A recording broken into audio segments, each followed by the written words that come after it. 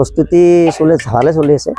আপোনালোকৰ উদ্যোগটোৱে যিহেতু বিহুৰ সময়ত লাড়ু পিঠা বনায়, হয়, এইবাৰ কেনেকুৱা কিমান বনাইছে, ক'ত ক'লৈ যাব? ক'ত যাওঁ বুলি মানে অসমৰ চব জেগাতে যায়। আপোনাৰ বৰপেটা, নলবাৰী, গুৱাহাটী, মঙলদৈ, ধমধমা, বৰমা বহুত জেগাত যায়।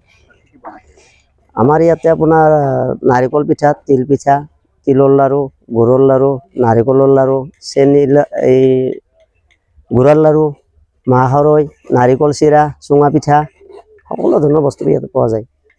কেতিয়াৰ পৰা কৰি আছে? এইটো মোৰ 12 বছৰ হ'ল। 12 বছৰ। হয়, 12 বছৰ ধৰি কৰি আছোঁ। নাই পোৱা। কেনেকুৱা কিমানজন মানুহ ইয়াত জড়িত হৈ? মোৰ ইয়াত এতিয়া বৰ্তমান 15 জন কাম কৰিছে। বিহুৰ সময়ত ব্যস্ততা বাঢ়ে ৰাতি কৰিব লগা আছে, ৰাতি 12টা এটা বাজি যায় এতিয়া।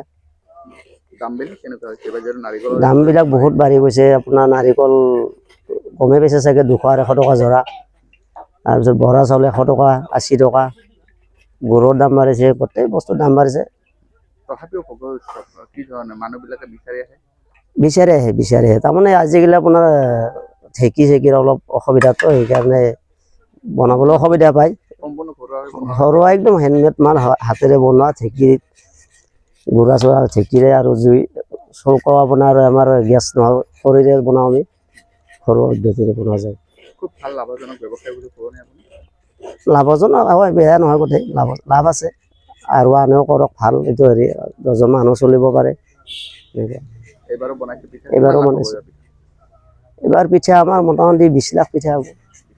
হয়, বনাই আছোঁ। এইটো আমি বেছি দিন হোৱা নাই, বেয়া হৈ যাবতো, আপোনাৰ এসপ্তাহমানৰ পৰা আৰম্ভ। হয়, এনেতো চলি থাকে 12 মাহে, কিন্তু এতিয়া বিহু বুলি বেছিকৈ বনোৱা যায় আছে।